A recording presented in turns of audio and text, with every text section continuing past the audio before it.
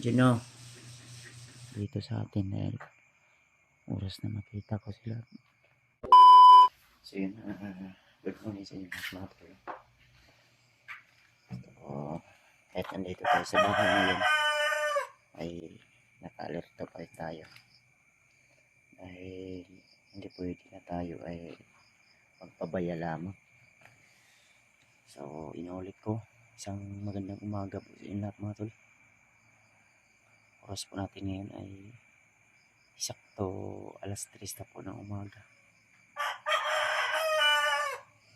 At tayo ay gising pa rin. So galing po ako natulog at nakagising ako tol dahil may parang mga tao sa labas ng bahay kanina, kaya nagmamasid ako. So buti na lang ay na ano natin, na pantayan natin dahil yung iba nating kasamahan dito sa bahay ay tulog na sila, kaya tayo ay gising na upang tayo na naman yung magbantay sa paligid dahil hindi pwede na hindi tayo maging alerto. So siya nga pala mga tol, no? Meron tayong isang taga-suporta na pumunta dito sa ating bayan o dito sa ating mismo, sa ating lugar. So may binigay po siya sa akin na isang sakong bigas, kaya ako po ay lubos na nagpapasalamat dahil sa kanyang kabaitan. So salamat po sa iyo ate, at alam mo na po kung sino ka po. So hindi lang muna natin i-mention o i-shoutout yung kanyang pangalan, pero salamat sa iyo ate, sa iyong mabait na ugali. Salamat po sa iyong pagtitiwala at pagsusuporta sa amin. Ito po yung kanyang dala, kanyang binigay na pinadala niya sa akin. So malaking tulong na po to sa amin, sa aking pamilya, dahil makatawid sa gutom. Si Juno naman ay nandun sa loob, gising na rin yan dahil humingi ng tubig.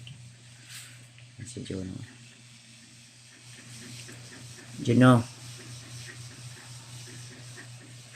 nagdidi si Juno. Ito yung update natin dito sa bahay ito. Kaya laban lang, kahit ano man yung mga pagsubok sa buhay at ano man yung mga nararanasan ko ngayon ng mga pagsubok sa taon na ito, tayo pa rin ay lumalaban dahil alam ko na ang lahat ng mga pagsubok na ito ay lilipas din. Kaya hindi tayo susuko tol, hanggat may pag-asa, hanggat humihinga tayo, may pag-asa pa rin tayo tol. So yan, alerto pa rin tayo. Sa ganun tol ay ito may din ako dito na yung palay na wala pa, hindi pa na ayan. So ito ay binigay sa aking sa bayaw ko, ayan, dahil nag-harvest sila tol, at binigyan nila tayo ng isang sakong palay na hindi pa na may pa yan, balat, dahil yung bayaw ko nag-harvest sila at malaki-laki din yung harvest nila. Kaya binigyan kami ng isang sakong bigas. So, salamat naman po at may blessing na dumating. Ayan. So, dito lang tayo sa bahay tol, ikot-ikot. So, pagpasensyahan nyo na tol ha, kung ngayon lang tayo ulit nakapag-upload o nakapag-update dahil sobrang pagod ng katawan ko. Talagang lumabas yung mga pamaol o body pain ba kung sa English pa. Kaya pagpasensyahan na talaga, siguro sa sobrang pagod siguro na nandun tayo sa bundok, ulan init, minsan nalilipasan ng gutom.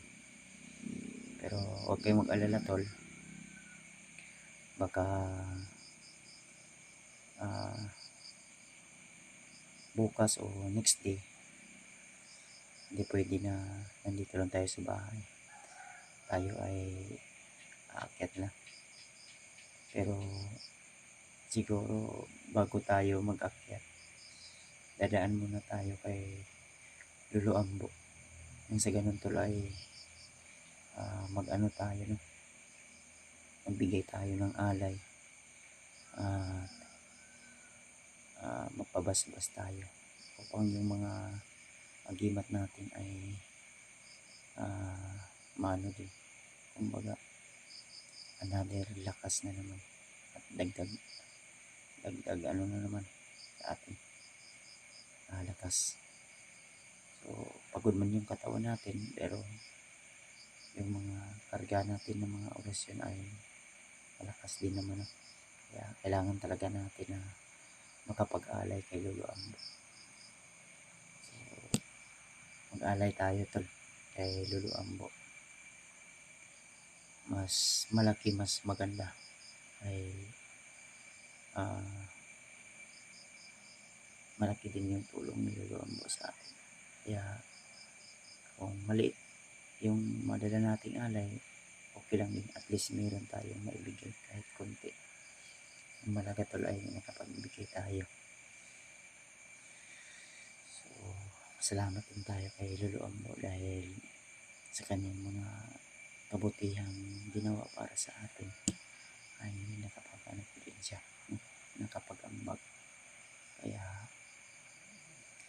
tayo ay lubos na nagpasalamat talaga unang-una sa Panginoon dahil siya po yung laging nariyan sa tuwing kailangan natin siya.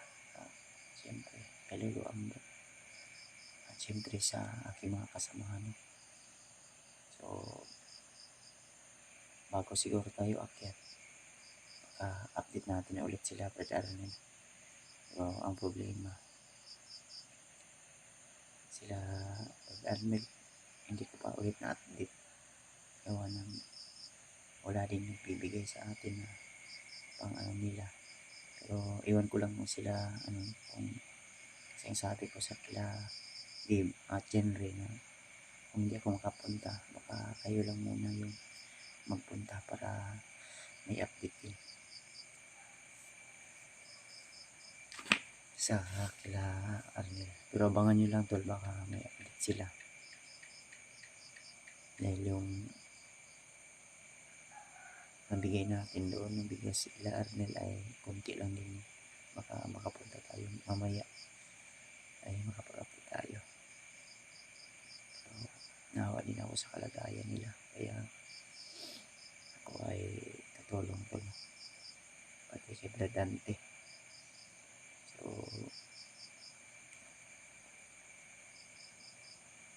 update ko na lang kayo mamaya tol.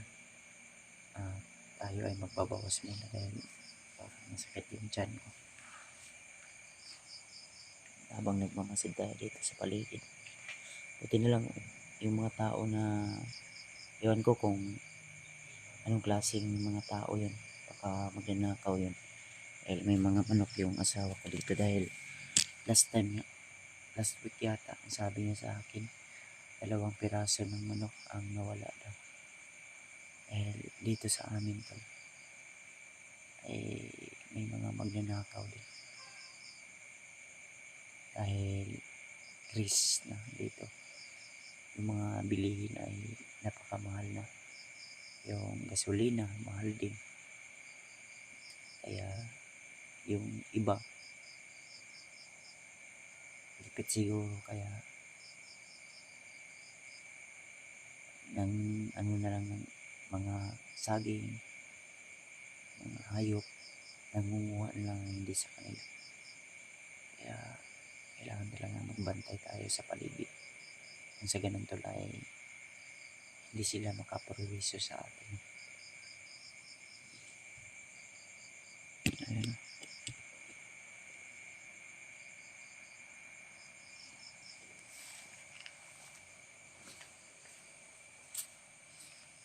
Wala yung mga tao dito. Yung mga tao dito kanina sa paligid eh.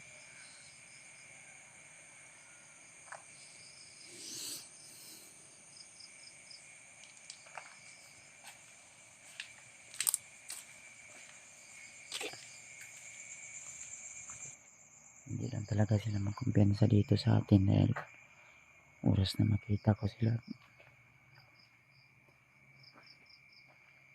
makituhan ko sila, may mga manok dyan eh.